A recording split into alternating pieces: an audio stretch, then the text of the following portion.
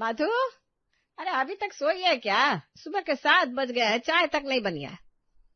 अरे मम्मी जी क्या करो, कल रात काम करते करते इतनी थक गई थी कि आंख ही नहीं खुली। आजकल थकान इतनी हो जाती कि उठना ही मुश्किल हो जाता है।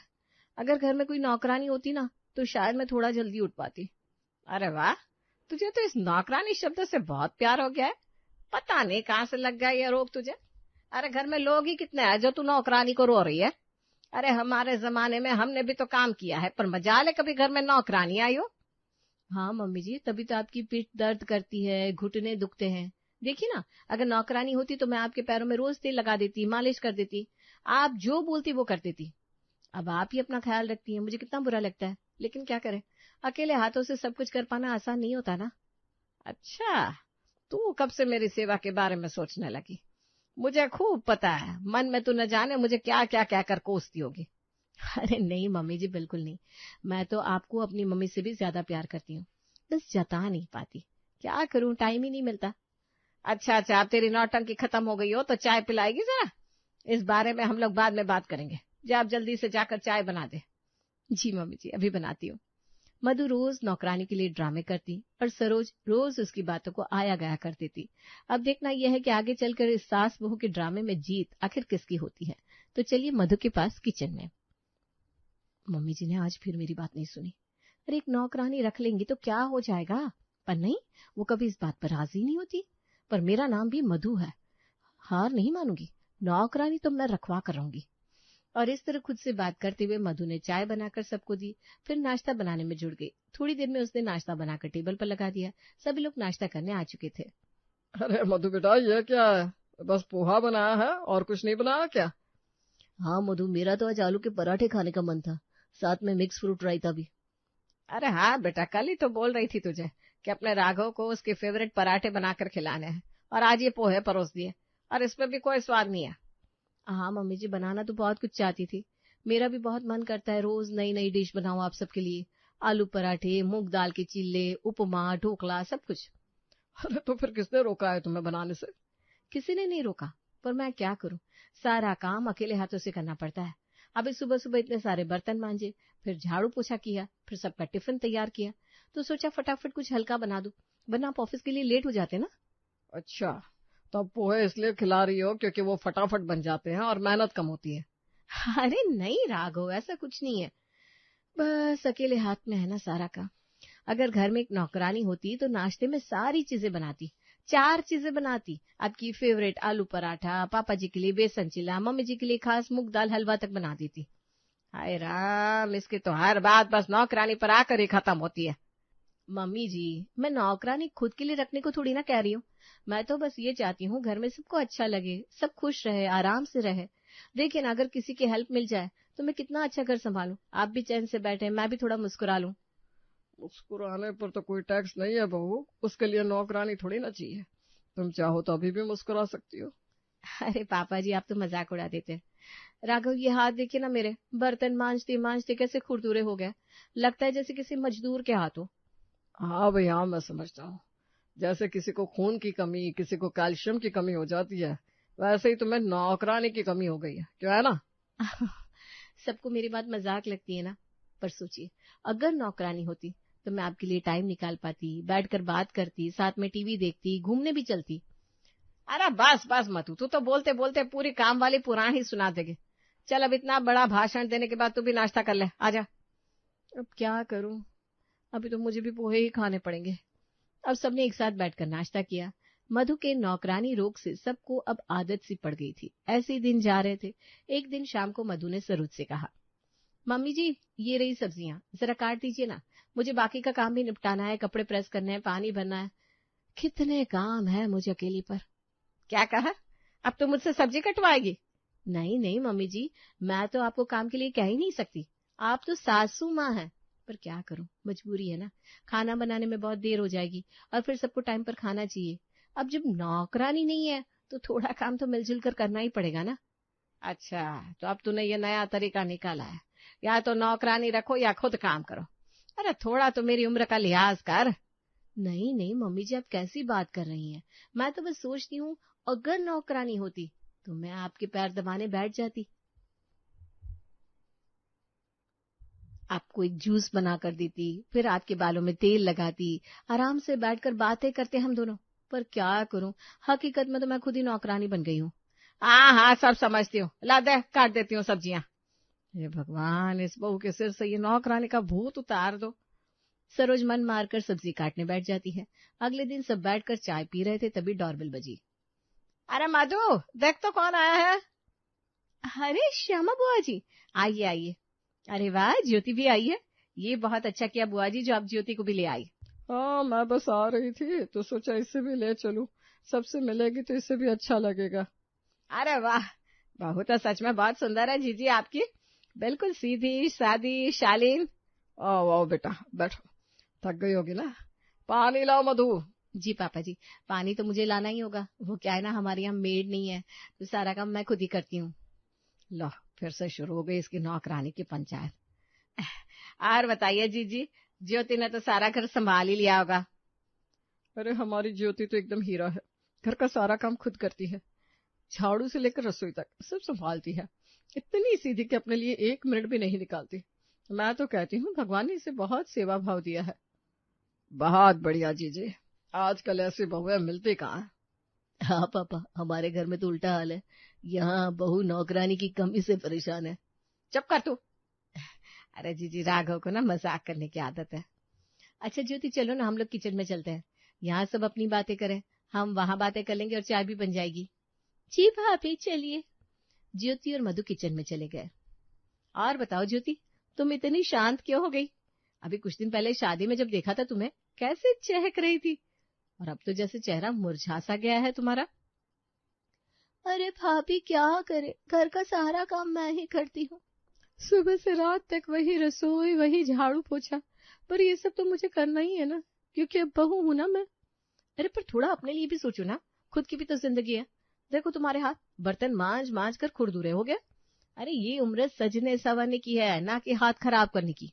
भाभी, बात में दम तो है आपकी, कभी कभी लगता है मैं खुद को भूल गई हूँ इस घर के कामों में। बस यही तो कह रही हूँ मैं।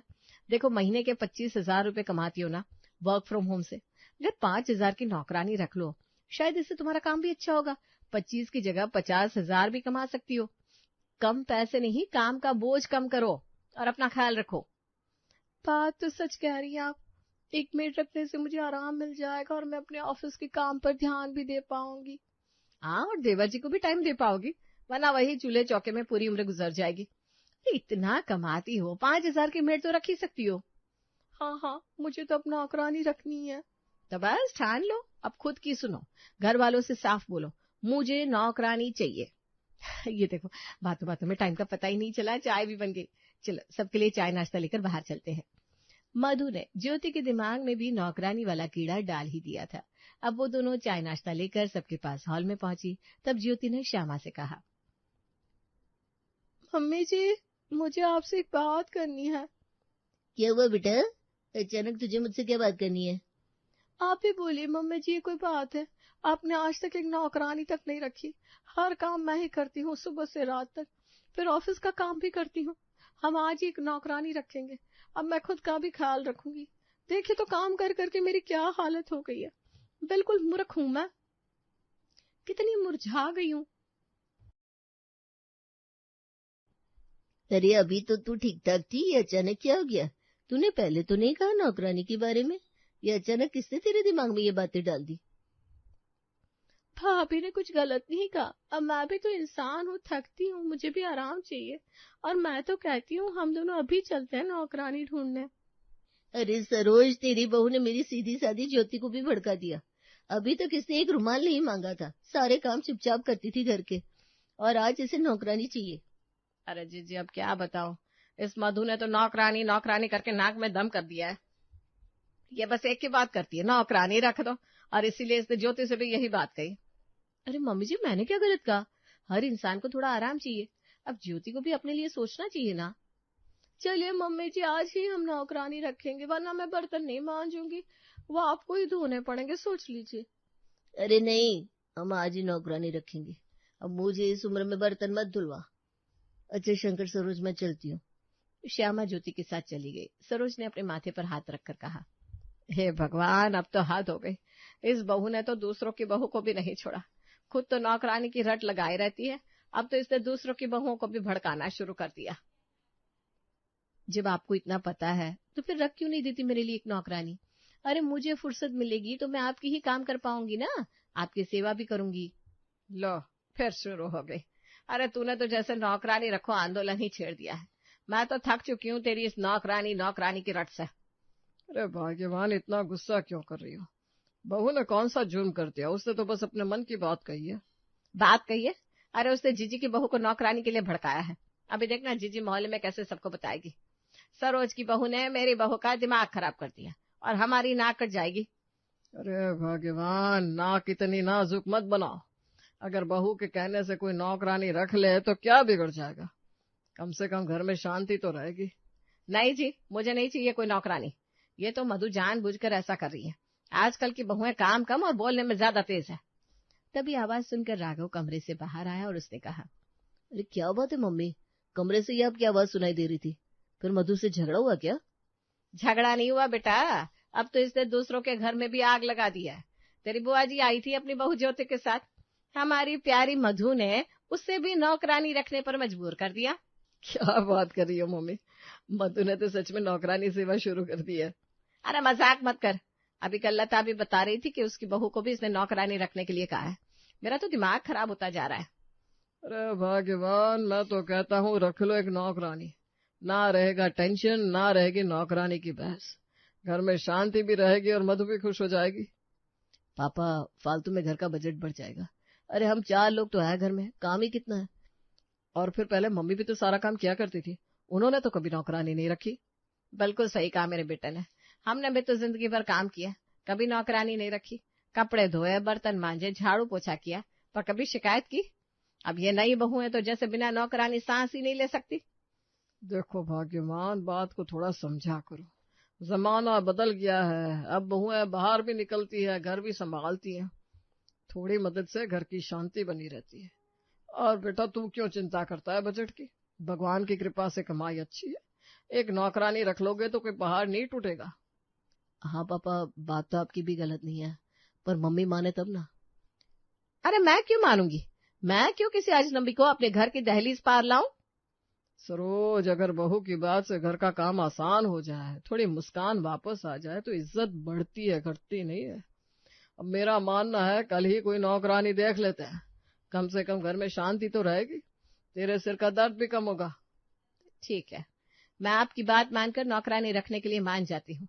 मधु, रख ले नौकरानी, पर नौकरानी रखने के बाद तूने जो जो कहा है याद रखना। हाँ मम्मी जी, मैं सब याद रखूंगी, आप चिंता मत करिए, मैं आज ही नौकरानी रख लूंगी। वो पड़ोस वाली आंटी बता रही थी कि एक काम वाली है उनकी नजर में, चमकी नाम है उसका, काम काज में भी बड़ी अच्छी है।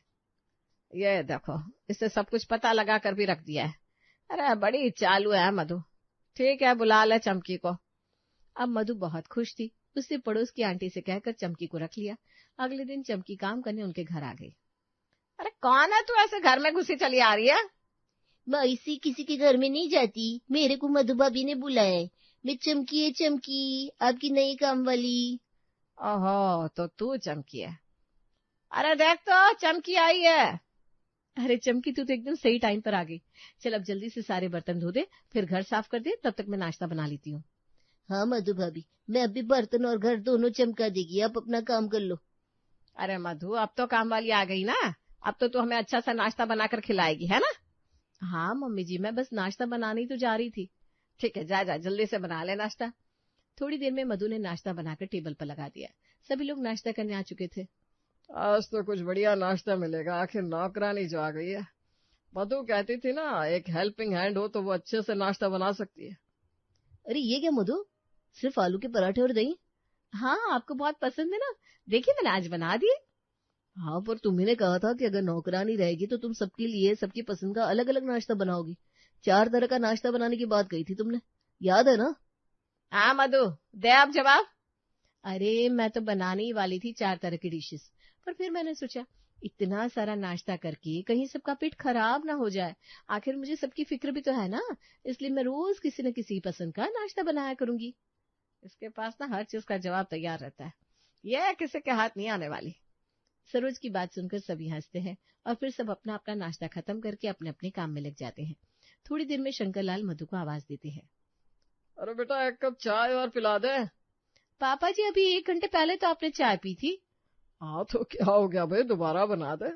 अब तो चमकी है ना तेरे साथ काम करने के लिए, चाय बनाने में तकलीफ कैसी। जी पापा जी, मैं एक काम करती हूँ, चमकी से ही कह देती हूँ आपके लिए चाय बना दे। आखिर उसके हाथ की भी तो चाय टेस्ट करिए। चमकी, 1 कप चाय बना दे पापा जी के लिए, और हाँ, थोड़ी सी मेरे लिए भी बना देना। ठीक है भाभी, मैं अभी 5 मिनट में बनाती है। वाह भाई, अब तो चाय भी चमकी बनाएगी। बहू, तूने तो कहा था नौकरानी आने से हमें आराम मिलेगा, पर मुझे तो लग रहा है तुझे ही आराम हो रहा है। अब पापा जी, नौकरानी को पैसे दिए हैं तो पैसे तो पूरे वसूल करने पड़ेंगे ना। आखिर रवि के खून पसीने की कमाई क्या है। तुझे बातों में कोई नहीं जीत सकता बेटा। चल ठीक है, चमकी चाय बनाकर ला कर दे देगी मुझे। अब चमकी ने शंकरलाल को चाय बनाकर दे दी। ऐसे ही सरोज ने मधु से कहा। अरे मधु बेटा, मेरे पैरों में ना बड़ा दर्द हो रहा है, तू एक काम कर, मेरे पैरों में जरा तेल की मालिश कर दे। हाँ मम्मी जी, मेरी तो कमर अकड़ सी गई है। मेरी कमर में भी ना बड़ी जोरों का दर्द हो रहा है। एक काम करती हूँ, पहले चमकी से मैं अपने कमर की मालिश करवा लेती हूँ, फिर आपके पैरों में तेल लगाने के लिए भी कह दूंगी। तभी वहां रवि आता है। अरे वाह, तुमने तो कहा था तुम मम्मी की खूब सेवा करोगी नौकरानी आ जाने के बाद। यहाँ तो देख रहा हूँ तुम अपनी सेवा करवाने में लगी हो। कभी कमर की मालिश, कभी सर में तेल लगवा रही हो, कभी सलाद कटवा कर खा रही हो, कभी फ्रूट्स, और सारा काम बस चमकी ही करेगी घर का, क्यों? हाँ मधु, तुम्हारे तो मजे हो गए। मुझे तो लगता है ये नौकरानी तुमने घर के लिए नहीं, खुद के लिए रखी है। अरे, मैंने ऐसा कब कहा? मैं तो कह रही हूँ कि वो मम्मी जी के पैरों में भी तेल लगाएगी, और पहले मैं खुद की देखभाल करके खुद को ठीक तो कर लूं। काम कर कर के मेरी हालत खराब हो चुकी है। पहले खुद की सेवा, फिर सबकी सेवा। मधु की इस बात से सारे लोग खिलखिलाकर हंस पड़ते हैं। सबको पता था मधु किसी के हाथ नहीं आने वाली। उसके पास हर सवाल का जवाब तैयार रहता है। मधु की नौकरानी रखने की ख्वाहिश पूरी हो चुकी थी। घर में अब सुख शांति का माहौल था।